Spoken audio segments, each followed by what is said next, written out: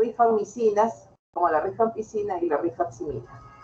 Entonces, ya ustedes han tratado sobre antibióticos que inhiben la síntesis de la pared celular, sobre antibióticos que inhiben la síntesis proteica, y ahora nos vamos a dedicar a los antibióticos que inhiben la síntesis de ácidos nucleicos, ¿no?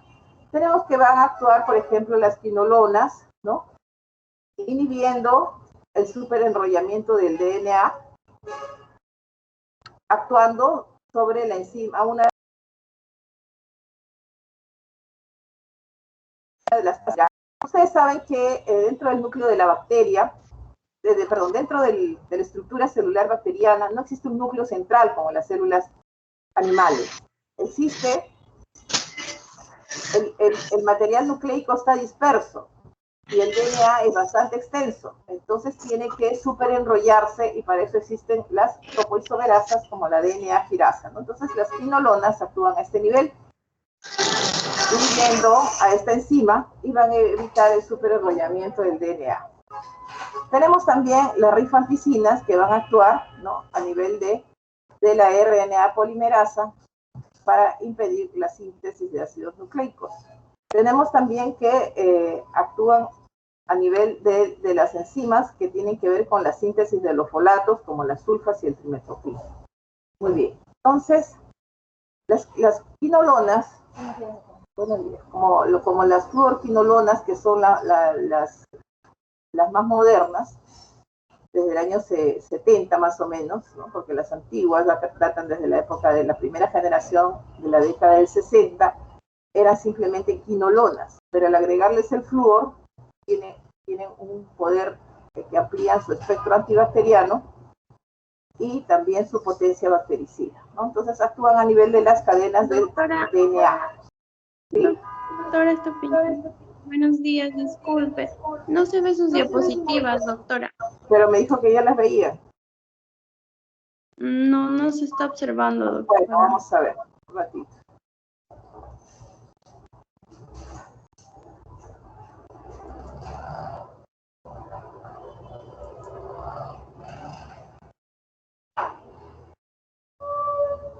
Camila, ¿me puedes ver aquí? Sí, sí puedes, dice que no ven las diapositivas. Compartir. Sí, ahí compartir. Sí, ya está. Yo las puse, me dijeron que se veía. Me parece que al poner esto ya no se ve. ¿Las ven? Oye. No, doctora, aún no se logra ver. No, creo que tiene que poner compartir. Sí, le puse. Acá es. Compartir. Ahora sí. Ahora pongo la diapositiva. Ya, doctora, ahora sí estamos viendo su pantalla. Ya, entonces vamos a regresar, ¿ya? Entonces, como les repito, que hay varios mecanismos que inhiben la síntesis de los ácidos nucleicos, ¿no? Por ejemplo, uno de ellos es la inhibición de la síntesis de nucleótidos. El segundo mecanismo es la inconversión de los nucleótidos. Y el tercer mecanismo es la interferencia con las polimerasas que están involucradas en la replicación y transcripción del DNA. Entonces, les decía que íbamos a tratar dos grupos, ¿no? Aquellos que inhiben la síntesis o producen la ruptura del ácido desoxirribonucleico, que son las quinolonas y las nitroimidazoles, y aquellos que actuando a nivel de enzimas, como la RNA polimerasa, van a inhibir la síntesis del ácido ribonucleico. Aquí están el grupo de las rifampicinas, como la rifampicina y la rifaximina. Estábamos viendo que las quinolonas, que da su uso, son quimioterápicos, porque se obtienen por síntesis, no son antibióticos. Son antibacterianos quimioterápicos, ¿no? Ya ustedes deben saber las diferencias en lo que es un antibiótico de un antibacteriano, pero tienen poder bacteriostático de primera generación y luego bactericidas,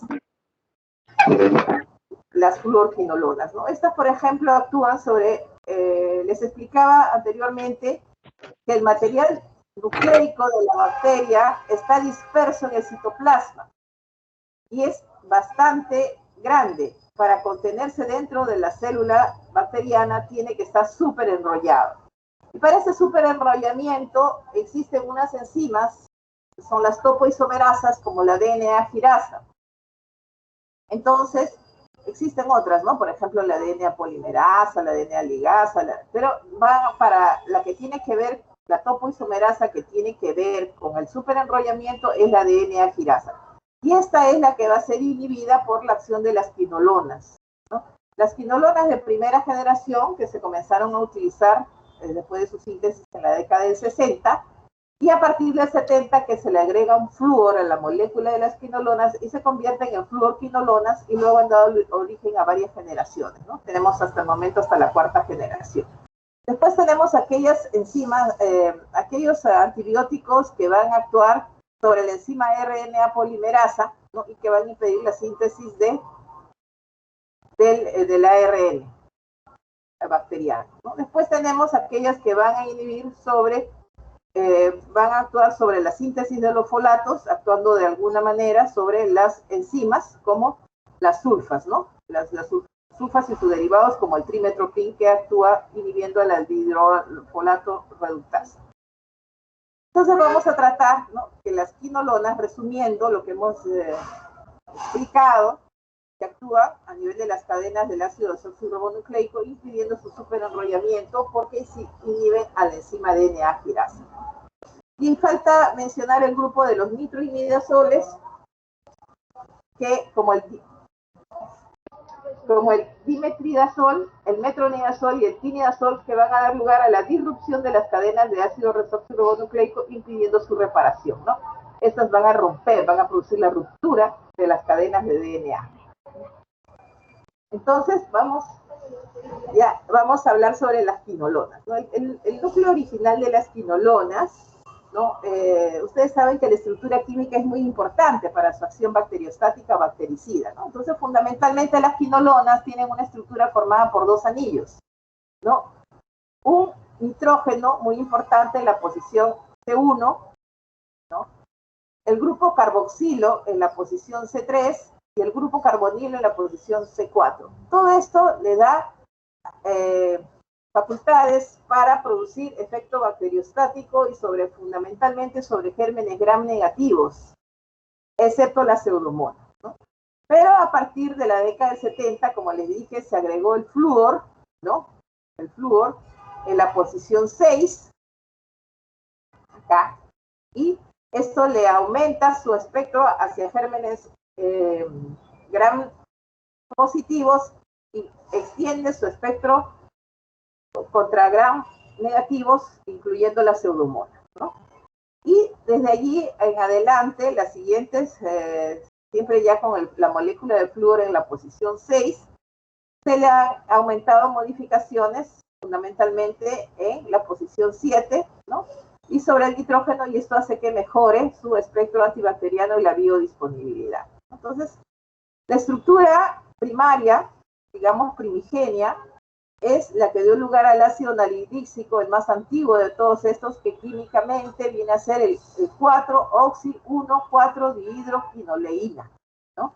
Hasta ahora sigue siendo utilizado, pero para infecciones urinarias no complicadas por gérmenes sensibles. Y las 4 fluorquinolonas, ¿no?, añadiendo el flúor en la posición 6, como la ciprofloxacina, que sigue siendo muy utilizada con un destacado efecto contra gram positivos y gram negativos, incluyendo estafilococo y cepa sensible de Pseudomonas aeruginosa, ¿no?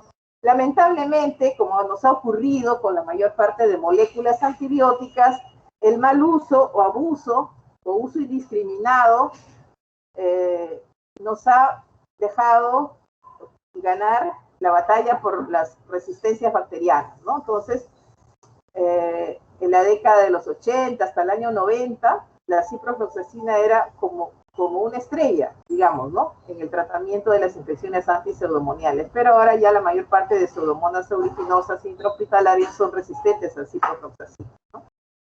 De todas maneras, frente a una resistencia de pseudomonas, siempre está incluida en el manejo antiseudomonial, ¿no? Combinada con carbapenems o con aminoglucósidos, ¿no? O asociado con listina, etc. Bueno, entonces, he aquí lo que les hemos estado mencionando, el adicionar algunos grupos químicos en las posiciones de los anillos fundamentales van a hacer que se potencien su actividad bactericida, ¿no? Se amplíe el espectro antibacteriano y se incremente la potencia antibiótica, ¿no? Bueno, el mecanismo de acción de las quinolonas. Ya les había dicho, ¿no?, que normalmente el material genético tiene que superenrollarse para poder, el DNA relajado mide de este tamaño, ¿no? Entonces, para que pueda caber dentro de la estructura de la célula bacteriana, tiene que superenrollarse, y para eso tienen que intervenir las enzimas, una de las topoisomerasas, que es la DNA girasa, ¿no?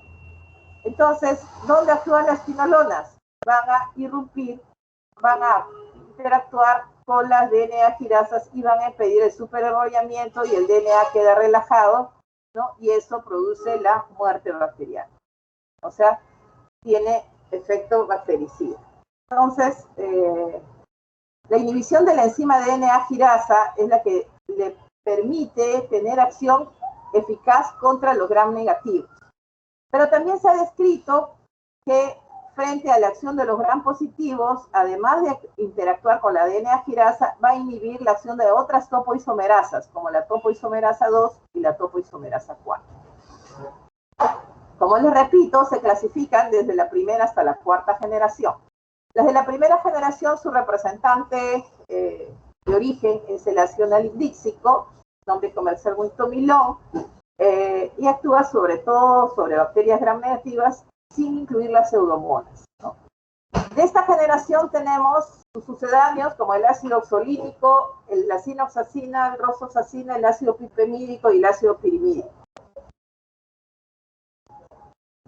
Posteriormente, como les dije, con la adición del flúor en la posición 6 de la estructura básica, se convierten las fluorquinolonas. Entonces aquí tenemos las quinolonas de segunda generación, y a partir de la década del 70, ¿no? Destacan en estas, todavía se siguen utilizando el norfloxacino, el ciprofloxacino y el ofloxacino, ¿no? Tienen acción también el omefloxacino, la enoxacina, pero prácticamente no hay mayor variación, ¿no? ¿Por qué la ciprofloxacina se sigue utilizando? Y el ofloxacina, porque destacan su acción contra la pseudomonas, ¿ya? Y aparte que tiene las ventajas de servir para uso parenteral. Tienen acción contra los gram negativos, incluyendo las pseudomonas, la Neisseria gonorrea, el Haemophilus influenza y el Haemophilus ducreyi, que es el agente del chancro blanco, ¿no? Y también destaca su actividad contra gérmenes gram positivos como el estafilococo dorado, el estafilococo epidermidis, otros gérmenes multiresistentes a las penicilinas y cefalosporinas. Y vale recalcar que también tiene acción muy importante contra las micobacterias, constituyendo también antibióticos de segunda línea en el tratamiento de la tuberculosis drogoresistente. No se olviden de esto, porque es muy importante.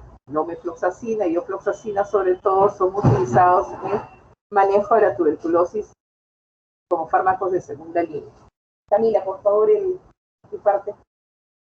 Ya, las quinolonas de tercera generación, tenemos el levofloxacino, ¿no?, que tiene acción contra mayor grupo de gram positivos, incluyendo el estreptococo piógeno y el estreptococo neumonía, ¿no? O sea, muy útil para neumonías complicadas o neumonías intrahospitalarias.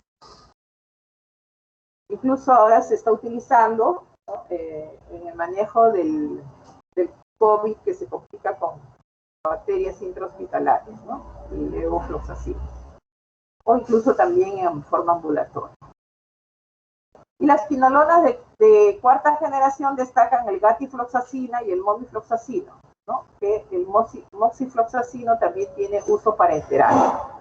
Y ¿Cuál es la ventaja que tienen frente a las anteriores, frente a las de tercera generación? Es que ya tienen acción contra anaerobios, incluyendo el género Clostridium y el género Bacteroides, ¿no? Estos, dentro de su farmacocinética, la absorción es de grado variable, ¿no? Por ejemplo, de grado bajo, la norfloxacina. De grado intermedio, la ciprofloxacina y prefloxacina. Y alto grado, la ofloxacina. Se recomienda que las quinolonas deben ser administradas en ayunas. Ustedes saben que en algunos momentos podemos hacer uso de antibióticos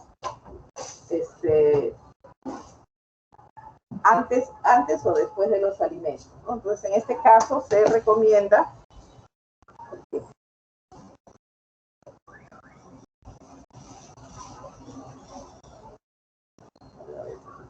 un momentito, por favor.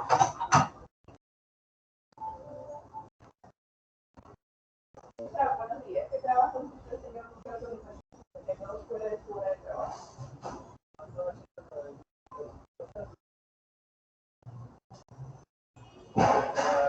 He salido a las 4 veces a la hora que estaba haciendo mi clase y usted no está. ¿Por qué se queda fuera de la hora? ¿Por algún motivo? Porque dentro de su horario de trabajo cada rato se levanta. Eso tendré que explicar y no me conteste de esa manera. Porque yo después me he levantado varias veces y me quedo de 2 a 4. Usted ni avisa ni pide permiso. Usted no tiene nada, pero usted tiene la obligación de avisar. A usted no le avisará, pero ellos me avisan a mí. Yo he estado ayer, de 2 a 4. Y usted se ha levantado por lo menos 3 veces.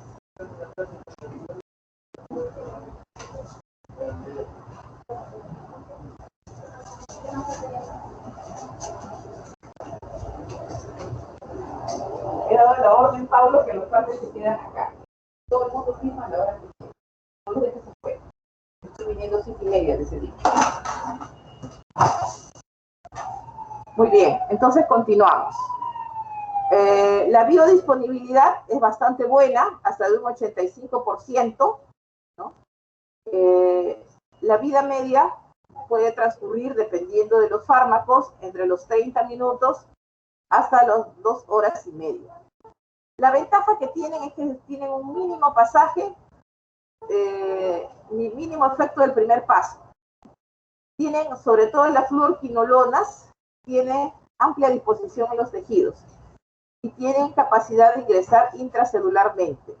Alcanzan altas concentraciones en las secreciones salivales, en la mucosa nasal, pero es muy importante su uso, su pasaje al epitelio bronquial, al pulmón, ¿no? Al hígado, a la vesícula biliar. Entonces, de esta manera nos sirve para el manejo de neumonías, para el manejo de colecistitis, ¿no? Y para el manejo de infecciones del tracto urinario, incluyendo las pielonefritis agudas y las infecciones urinarias bajas. Por ejemplo, las quinolonas de primera generación se siguen utilizando como buenos quimioterápicos antibacterianos para infecciones urinarias bajas y no complicadas, ¿no? Tienen muy buena difusión a la próstata, de tal manera que se pueden utilizar en la prostatitis, ¿no? En las orcoepididimitis, porque llegan muy bien al fluido seminal, ¿no? Llegan también muy bien a la uretra, por eso es que se utiliza mucho en la cistouretritis. También tienen buena penetración a las articulaciones y alcanzan altas concentraciones en el líquido sinovial. Como hemos visto, cada diapositiva, de acuerdo a las generaciones de los antibióticos, de los quimioterápicos, pueden tener administración por vía oral o endovenosa. Las infecciones graves, por ejemplo, en adultos, se puede prescribir ya una dosis estándar de 750 miligramos intravenoso cada 12 horas. Infecciones moderadas, que son la mayoría, ciprofloxacina se administra 500 miligramos cada 12 horas, ¿no? Para los niños hay una dosis pediátrica que varía de 10 a 20 miligramos por kilo por día, ¿no? Cada 12 horas. Y si hay enfermedad renal crónica, se tiene que hacer la corrección de acuerdo al freeness o a la depuración de creatinina, ¿no? Se tiene que aumentar el intervalo, prolongar el intervalo de las dosis.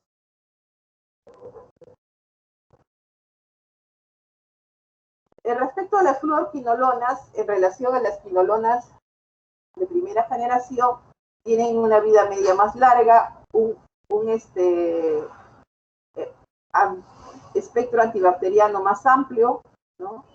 Y tienen la ventaja de que tienen un efecto postantibiótico muy importante, ¿no? Y eso hace que, a pesar de que su vida media sea corta, puede administrarse cada 12 horas. Y tiene gran volumen de distribución, por lo que penetra en la mayor parte de tejidos, ¿no? Las de tercera generación, ya hemos visto que a partir de esta generación tienen acción in vitro contra los anaerobios, ¿no? Y mayor acción contra los gram positivos.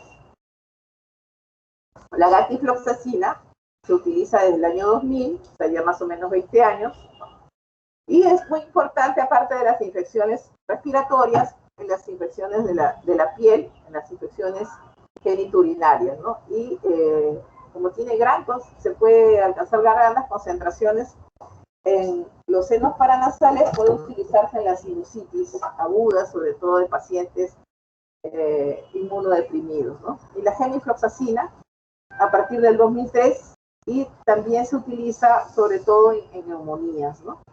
Y tiene mejor actividad contra estreptococo neumonía que cualquier otra fluorquinolona, ¿no? Les he dicho que la ciprofloxacina, por ejemplo, tiene buen efecto contra el estafilococo dorado adquirido en la comunidad, más no contra estafilococos hospitalarios, ¿no? Para esos ya hemos, o habrán hecho ya que tienen que hacer uso de otros antibióticos como la vancomicina. Bueno, a partir de la segunda generación, ¿no? Aparte de la difusión a casi todos los tejidos, ¿no? Incluyendo los tejidos de difícil acceso. ¿Cuáles son los tejidos de difícil acceso? Los que se llaman santuarios. Son, por ejemplo, los genitales, como los testículos, ¿no? Llegan muy bien al líquido seminal, la próstata. Por eso es que se utiliza mucho en el tratamiento de las enfermedades en las mujeres, en las enfermedades pélvicas inflamatorias, y en los varones en la prostatitis o en las orcoepididimitis, ¿no? Esos son órganos en los cuales es muy difícil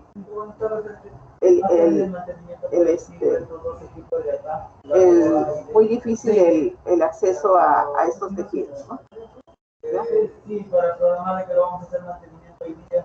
En el líquido cefalorraquídeo, la difusión, a pesar de que puede ir hasta el ciprofloxacina, ¿no? Y hasta el 90% para el ciprofloxacino, no son utilizadas para el tratamiento de meningoencefalitis ni de abscesos intracraneales.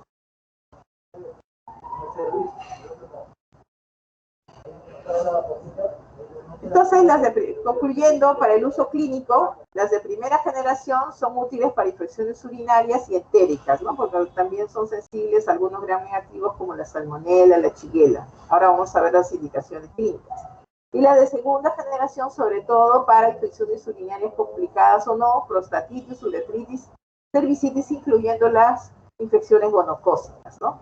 Aparte de lo que hemos conversado sobre el uso en las neumonías, ¿no? Tanto adquiridas en la comunidad como a neumonías intrahospitalarias, y por su buena penetración a hueso y articulaciones, también son consideradas en el manejo de las osteomielitis.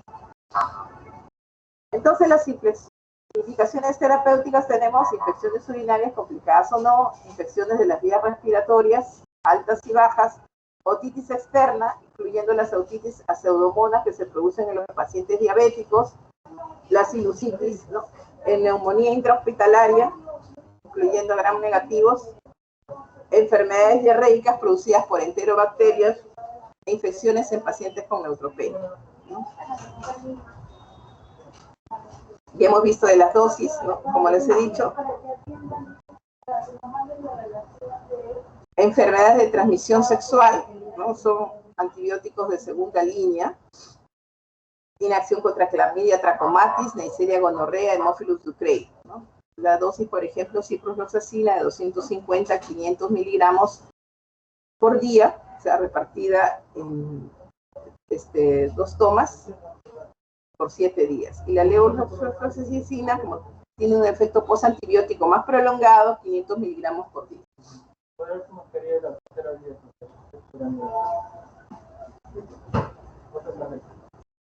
En las enfermedades pélvicas inflamatorias, producidas por Clamidia trachomatis, Neisseria gonorrea, y la infección por anaerobios, el tratamiento debe prolongarse hasta 14 días, ¿no? Y como les dije, también son útiles en la shigellosis, ¿no?, en la salmonelosis y en las diarreas del viajero, producidas por el Escherichia coli. También es muy útil, cabe destacar, en las neumonías atípicas, pero son de segunda línea, no son de primera línea. Las neumonías atípicas de primera línea son los macrólidos. Aquí tenemos otras aplicaciones terapéuticas, ¿no? Como difunden bien a piel y tejidos blandos, entonces en las infecciones cutáneas por gérmenes gram negativos, ¿no?, incluyendo pseudomonas, en las úlceras del pie diabético, en las úlceras crónicas infectadas, en las úlceras de enfermedad vascular periférica, las foliculitis por gram negativos, en acné por gram negativos, en infecciones en los espacios interdigitales, que no siempre son micóticas, algunas están sobreinfectadas por gérmenes gram negativos, o sea, si infecciones de estos pliegues interdigitales no mejoran con antimicóticos, hay que agregar antibióticos, porque puede haber infecciones mixtas, ¿no?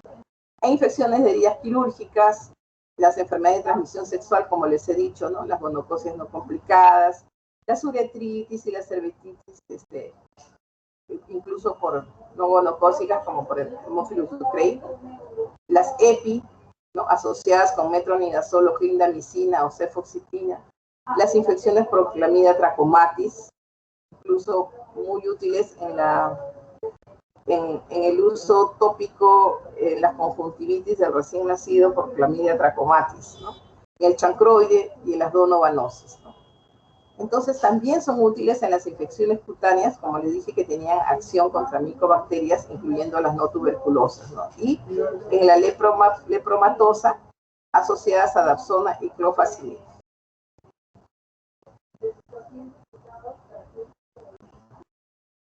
Un ratito, por favor.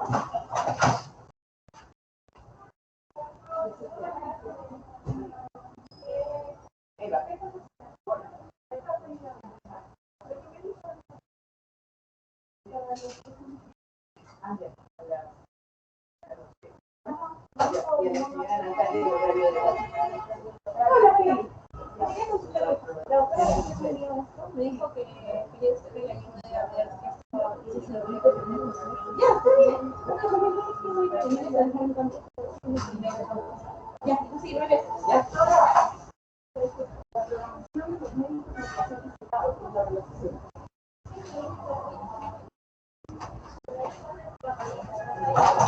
ya, disculpe.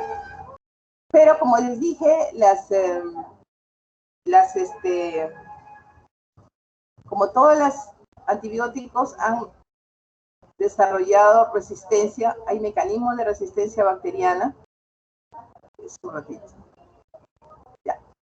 Entonces, por ejemplo, bloquean, ¿no?, el mecanismo sobre las moléculas blanco. Recuerdan que el principal mecanismo de acción es interactuar contra la DNA quirasa para evitar el superenrollamiento. Entonces aquí desarrollan resistencia a las bacterias, ¿no?, y sobre otras topoosimerasas, ¿no? Entonces, de esta manera pueden bloquear la acción tanto las bacterias gram negativas como las gram positivas, ¿no? Después pueden tener reacción cruzada con la resistencia a aminoglucósidos y bacterias gram negativas productoras de beta-lactamasas de espectro extendido, ¿no? Y también interactúan con las bombas de flujo, ¿no? Y esto contribuye a producir resistencia tanto de gérmenes gram positivos como gram negativos.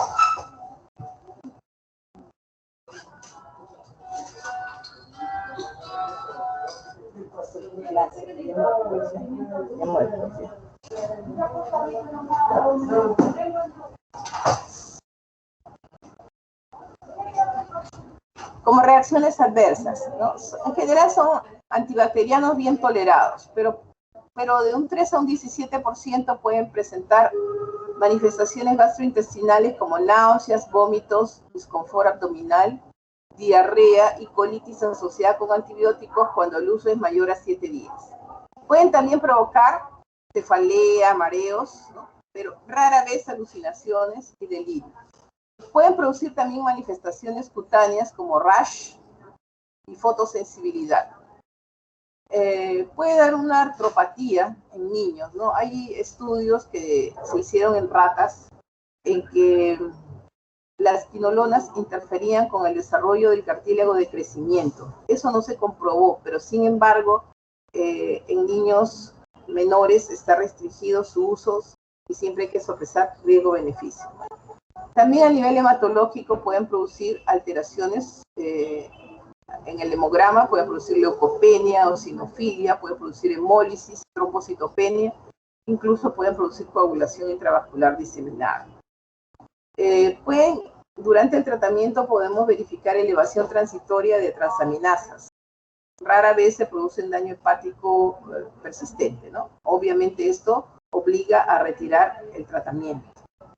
Y también sobre todo puede producir alteraciones en el electrocardiograma, prolongación del intervalo QT y falla renal, ¿no? menos frecuentes, ¿no? Entonces, como les dije, en los años 70, estos antibacterianos constituían los antimicrobianos de élite para enfrentar la sepsis de alta virulencia y resistencia. Lamentablemente, su mal uso nos ha quitado esta herramienta, ¿no? Bueno, vamos a pasar a los nitroimidazoles, ¿no? Como ejemplo vamos a tomar el metronidazol, que viene a ser un profármaco y que se activa mucho en medio anaerobio, ¿no? También saben que su mecanismo es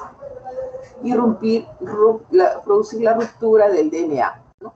El metronidazol básicamente se utiliza para el tratamiento de infecciones contra anaerobios, ¿no? Esta destaca, vale la pena que ustedes recuerden, que penetra muy bien al sistema nervioso central y se puede utilizar en abscesos intracraneanos. También penetra muy bien a los tejidos abdominales y pélvicos, ¿no? Entonces se puede utilizar en peritonitis, en infecciones de sepsis de origen abdominal. También tiene acción contra algunos protozoarios, ¿no? Por ejemplo, con la Yardia lamblia, otros fosoitos, como las tricomonas vaginales. Difunde bien los metronidazoles dentro del organismo, ¿no? Y aquí, una vez que alcanza la célula bacteriana, el grupo nitro se reduce, formando intermediarios, ¿no? Que van a interactuar y van a inhibir la síntesis del DNA o van a producir su ruptura, ¿no?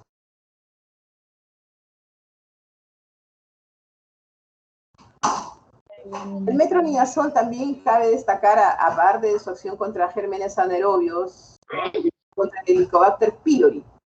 Entonces, ustedes saben que el Helicobacter pylori ha sido descrito como un anaerobio que está involucrado en la patogenia del cáncer gástrico. Entonces, las infecciones, la gastritis por Helicobacter pylori, hay que tratarlas, ¿ya? Y también es utilizado con mucho éxito en la enfermedad de Crohn, ¿no? Cuando hay superinfecciones, porque la enfermedad de Crohn es una enfermedad inflamatoria autoinmune y muchas veces se infecta, entonces hay que, en las reagudizaciones se utiliza el metronidazol. También es útil en la diarrea producida por antibióticos, ¿no? Por ejemplo, los antibióticos pueden producir disbacteriosis, ¿no? Y superinfección por ejemplo, por algunas cepas que normalmente son saprofitas en la flora intestinal, pero que alcanza patogenicidad con el uso de antibióticos. O sea, hay un desequilibrio con las bacterias que normalmente nos dan la protección, ¿no? Mantienen ese equilibrio para que actúen contra las otras bacterias, pero con el uso de antibióticos, ¿no? Entonces, se puede utilizar el metronidazol por vía oral. El acné rosácea, ¿no? Esto generalmente no puede ser bien controlado solo con tetraciclinas, entonces se puede utilizar metronidazol porque aquí también el Corynebacterium acne es sensible. Entonces actúan sobre las proteínas que transportan electrones en la cadena respiratoria de las bacterias anaerobias. Y en lo que otros microorganismos se introducen entre las cadenas del ADN, inhibiendo la síntesis o produciendo su ruptura, ¿no?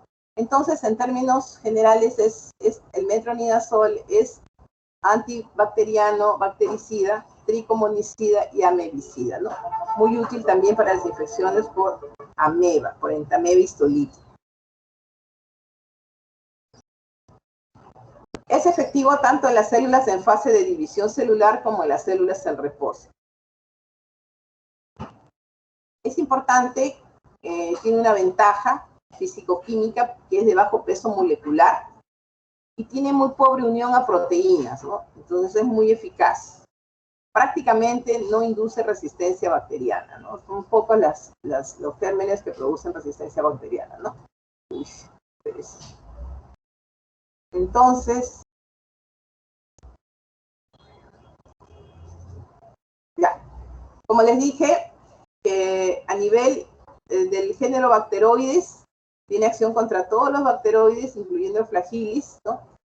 Contra el género Fusobacterium, también puede ser muy útil en las infecciones odontogénicas o en los abscesos que parten de infecciones odontogénicas, ¿no? Porque todos los que producen, que están en la flora oral, como el género Fusobacterium, Eubacterium, la Prevotella, Reilonella, las porfiromonas, ¿no? Son sensibles. También es sensible el Clostridium difficile, ¿no? Y el Clostridium perfringens. Por ejemplo, el Clostridium difficile, que es el germen que prolifera en la disbacteriosis y puede producir diarrea por antibióticos, ¿no? Y también tiene acción contra los peptococos y los peptostreptococos. O sea, puede ser también útil en las celulitis o en los abscesos dentarios, ¿no? Pero también tiene la desventaja que puede producir hipertrofia de la gengiva.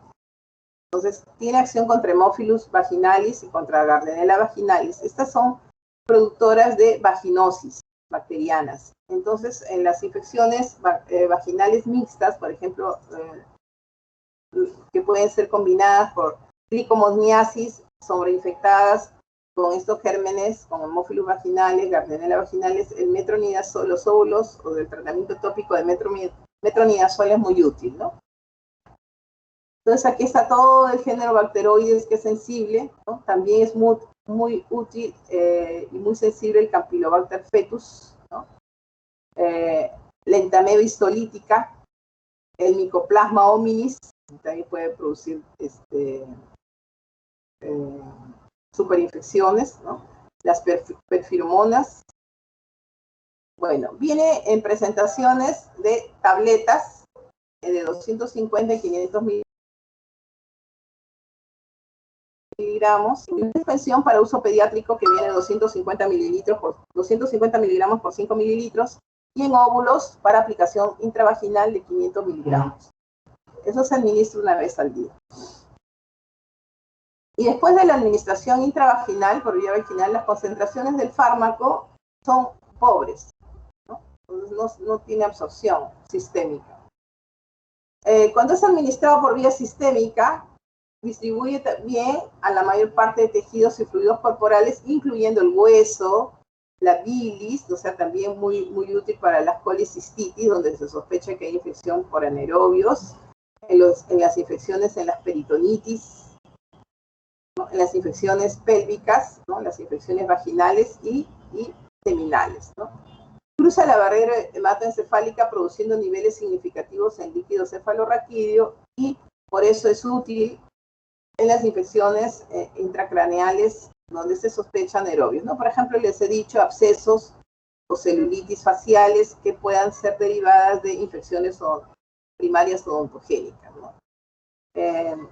También en los abscesos por entamoeba histolítica, abscesos hepáticos por entamoeba histolítica.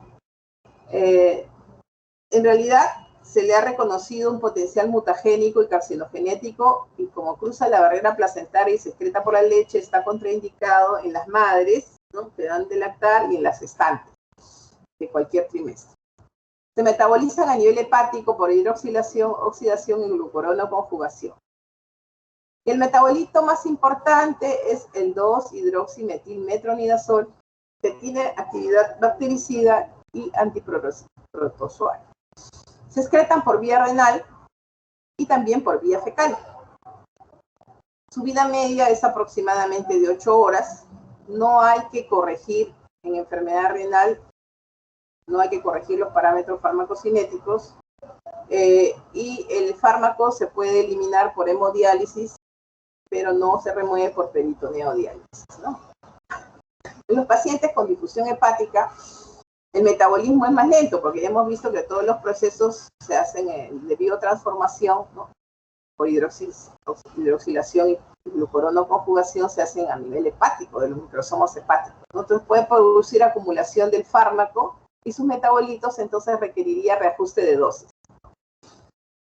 Como ustedes saben que en los extremos de la vida el metabolismo tiene una menor metabolismo, entonces en los niños y en los ancianos hay que estar vigilando y de repente hay que corregir la dosis. ¿Ya? Entonces, la dosis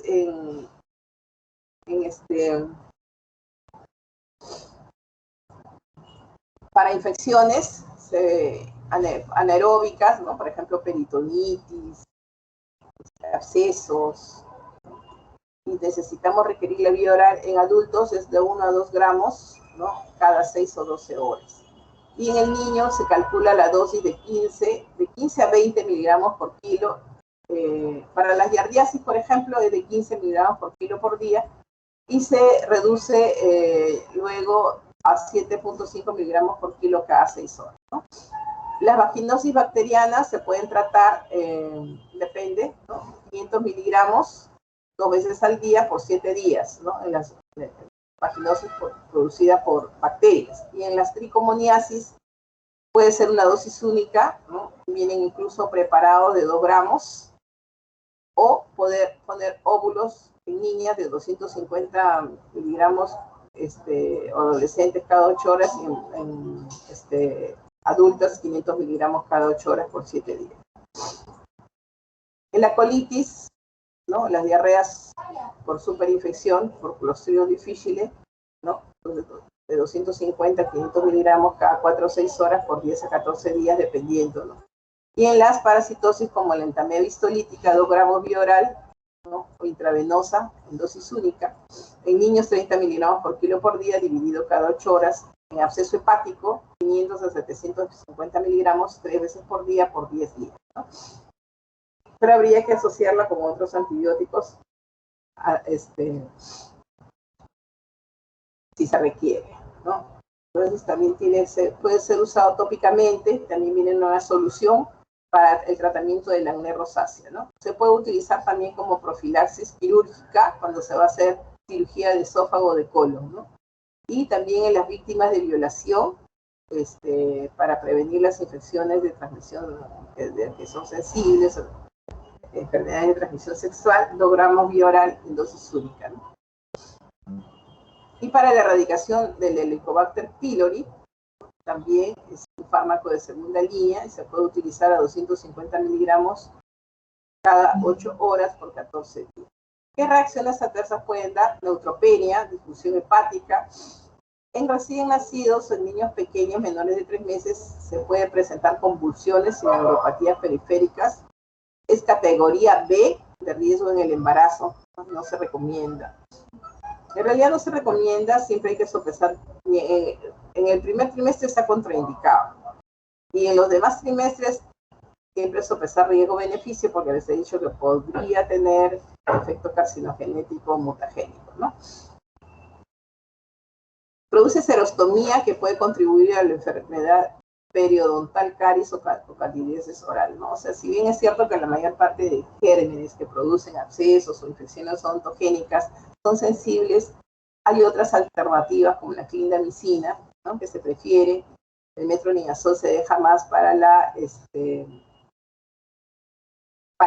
para casos que no hayan respondido adecuadamente, ¿no? Porque también puede contribuir al desarrollo de enfermedad periodontal porque se acumula bastante en los tejidos dentarios, ¿no? Muy bien, entonces por último veremos a la rifampicina, ¿no? Que su mecanismo de acción es unirse a la enzima RNA polimerasa y va a bloquear la síntesis del RNA mensajero. En realidad, si bien es cierto que tiene acción contra varios gérmenes gram positivos o gram negativos, su uso se limita porque se ha considerado un fármaco tuberculicida de primera línea y está dentro de todos los esquemas para el manejo de la tuberculosis, ¿no? El esquema 1 sobre todo. penetra muy bien a las células, ¿no? Entonces se utiliza de primera línea junto con la isoniazida, la piracinamida y el etambutol. Su mecanismo de acción es que se une a la subunidad beta de la DNA polimerasa, que es dependiente de RNA. De esta manera, esta enzima impide que se una al ADN, bloqueando la transcripción del RNA mensajero. No se une a las polimerasas de las células eucarióticas, ¿no? De tal manera que la síntesis del ácido ribonucleico humano no es afectada, ¿no? De acuerdo a los tejidos donde difunda, puede ser bacteriostática o bactericida, ¿no? Según las concentraciones que alcance. Por ejemplo, a nivel pulmonar, a nivel de líquido cefalorraquídeo, produce altas concentraciones, ¿no? Entonces es muy útil para las meningoencefalitis tuberculosas, para la tuberculosis pulmonar.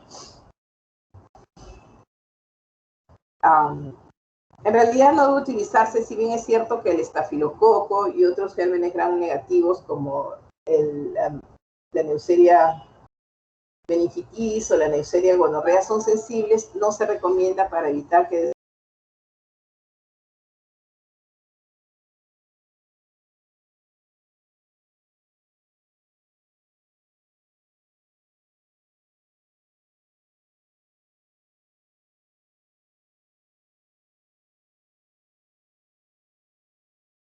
se encuentran en las lesiones gaseosas en los macrófagos, ¿no? Del género Mycobacterium son sensibles, aparte del Mycobacterium tuberculosus, el Mycobacterium bovis, el Kansasi, el Marinum, el lepra, ¿no? También se puede utilizar en el manejo de la lepra lepromatosa.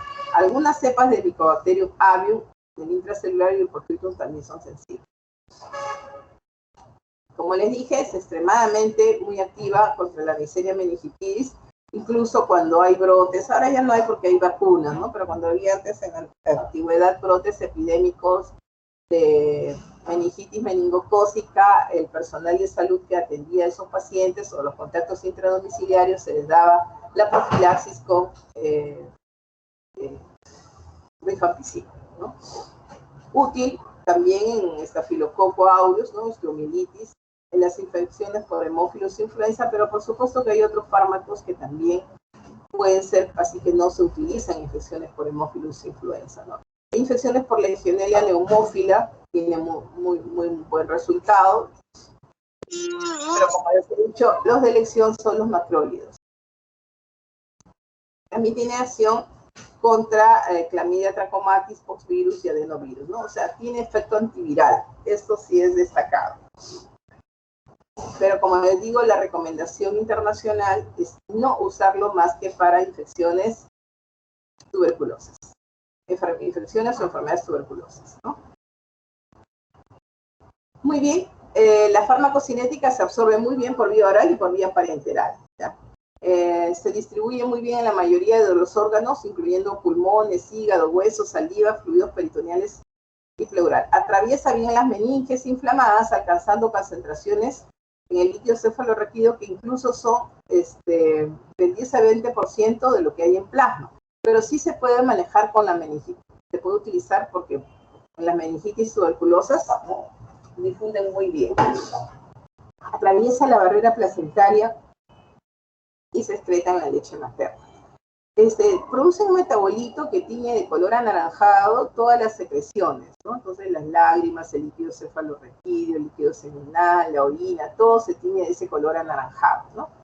Se metaboliza a nivel hepático por desacetilación, ¿no? Incluso hay desacetiladores lentos y rápidos, ¿no? Entonces, por ejemplo, está alterado el metabolismo en los pacientes alcohólicos, porque es la misma enzima la que metaboliza el alcohol. Sí tiene, pasa por el fenómeno del primer paso y hay gran reabsorción significativa, ¿no? La vida media plasmática es de 3 a 5 horas y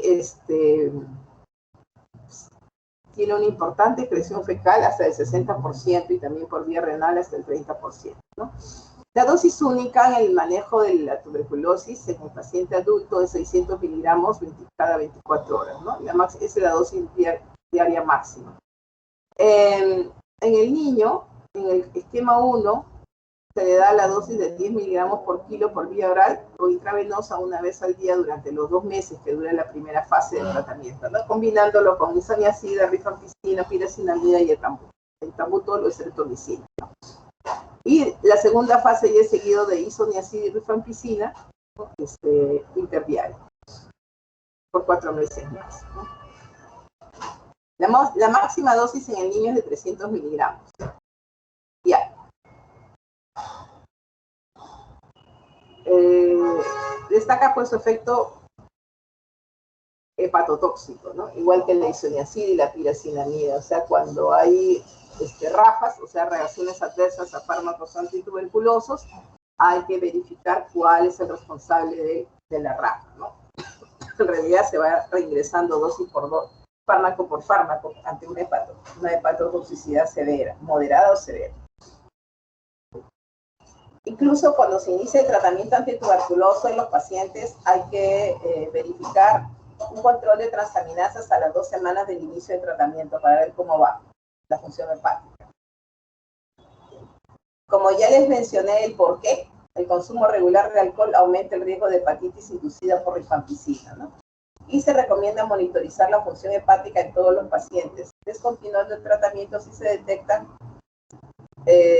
valores bioquímicos o síntomas de hepatotoxicidad. Este se metaboliza a nivel del citocromo P450 y puede reducir las concentraciones plasmáticas y la eficacia de los fármacos que se metabolizan a través de este sistema, ¿no? Entonces, cuando se da un tratamiento conjuntamente con rifampicina, hay que hacer un reajuste de dosis. Entonces, las reacciones adversas, ¿no? Tenemos a nivel gastrointestinal, puede dar al inicio del tratamiento ardor epigástrico, náuseas, vómitos, que pueden ser bien toleradas, se puede dar tratamiento sintomático, ¿no? Porque eso es un buen tuberculicida. Pero sí puede dar otras complicaciones más severas como dolor abdominal, tipo cólico, diarrea, colitis, pseudomembranosa, pancreatitis y pirosis. Obviamente si da pancreatitis, ¿no? O da reflujo, entonces hay que suspenderlo, ¿no? También puede dar manifestaciones cutáneas y esto se ve cuando el paciente abandona el tratamiento y lo vuelve a reiniciar, ¿no? Es como un mecanismo de hipersensibilidad. El síndrome del hombre naranja, que les he dicho, ¿no? Porque todas las secreciones se tiñen de anaranjado.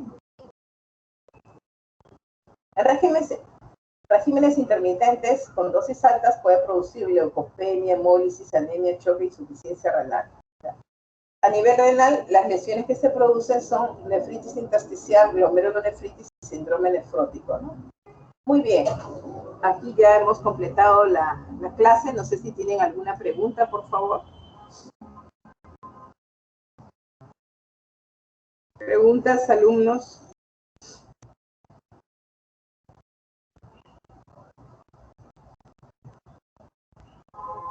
Doctora, una consulta. En el caso de la pielonefritis aguda, ¿es recomendable usar el metronidazol? No, la pielonefritis aguda hemos dicho que hay otras alternativas, ¿no? En realidad depende del germen y del grupo etario, porque los pielonefritis ya hemos visto también en el seminario, cada uno ha visto en su grupo, que hay, de acuerdo a los grupos etarios, hay recomendaciones, ¿no? Por ejemplo, en los recién nacidos se trata cubriendo todos los gérmenes gram negativos que vienen por el canal transplacentario. En el niño menor de 3 meses sería ideal, y en los lactantes, las cefalosporinas de tercera generación, ¿no? En adultos sería también los aminoglucósidos o cefalosporinas de tercera generación.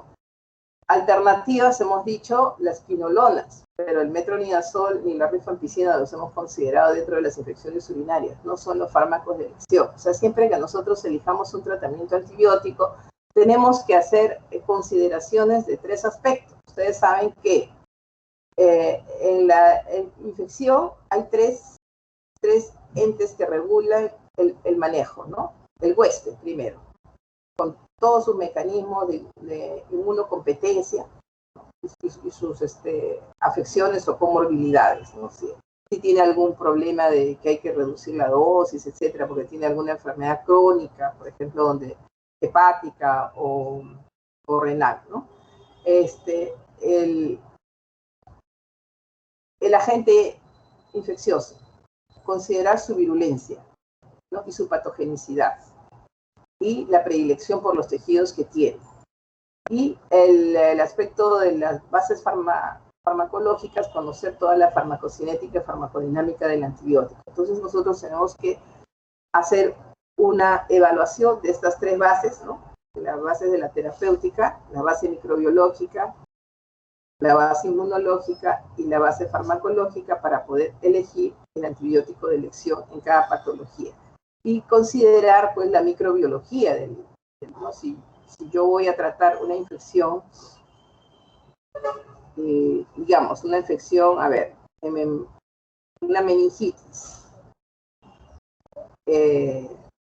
tengo que utilizar un antibiótico que penetre bien al líquido cefalorraquídeo, que pueda penetrar bien en las meninges inflamadas, ¿no? Porque puede ser cuáles son los gérmenes que generalmente producen las meningitis, como coco, el meningococo o el Haemophilus influenza. Yo puedo tener un antibiótico que tenga acción in vitro contra estos gérmenes, pero si no difunde bien al líquido cefalorraquídeo, ¿de qué me va a servir, no? Es igual, o sea, en cada patología ustedes van a ir conociendo progresivamente en la terapéutica cuáles son los antibióticos de primera línea que van a tener que utilizar en determinadas patologías, ¿no?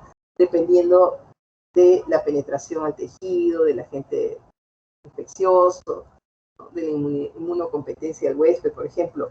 En infecciones en pacientes con inmunodeficiencias, ¿no? Pacientes post-quimioterapia antineoplásica, pacientes con leucemias, con VIH fase SIDA que no esté controlado. Obviamente tenemos que dar antibióticos bactericidas, ¿no? Por vía intravenosa, aunque sea un proceso banal, que un paciente inmunocompetente podría contrarrestar esa infección por vía oral, ¿ya? Y con agentes bacteriostáticos, ¿no? Entonces, en los pacientes inmunodeprimidos hay que usar antibióticos bactericidas de amplio espectro y por vía sistémica endovenosa. ¿Alguna otra pregunta? Muy bien. Si no, aquí acabamos, Foli. Más tarde les mando ahí tiene la grabación y les mandaré las diapositivas, ¿ya? Gracias, doctora. Entonces me envían las diapositivas más en la tarde. Más tarde, en la tarde. Muy bien. Ya, hasta muchas luego. gracias, doctora. Hasta luego.